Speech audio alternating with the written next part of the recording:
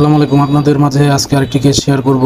Miss কাকলি, বয়স 17, 7 November মাসের 6 তারিখে তিনি একটি রিপোর্ট নিয়ে আসে।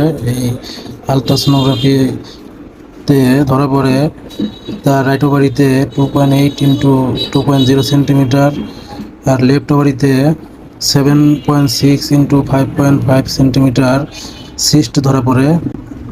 তো তার বয়স 17। সে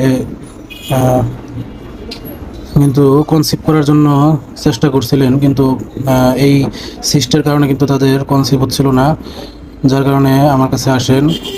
আমার কাছে আসার পরে মোটামুটি 2 মাস ওষুধ খাওয়ার পর আল্লাহর রহমতে তার কিন্তু সিস্ট ভালো হয়ে যায়। এই দেখুন, তার কিন্তু সিস্ট চলে যায় 2 মাস আমার কাছ থেকে আমাদের ট্রিটমেন্ট করানোর পর।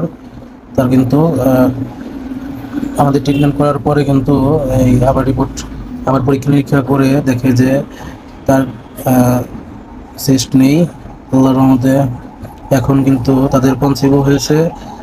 হ্যাঁ, আল্লাহর রহমতে তাদের কিন্তু এখন একটি বেবিও রয়েছে তাদের। সবই আপনাদের দোয়া ও ভালোবাসা, সবাই দোয়া করবেন।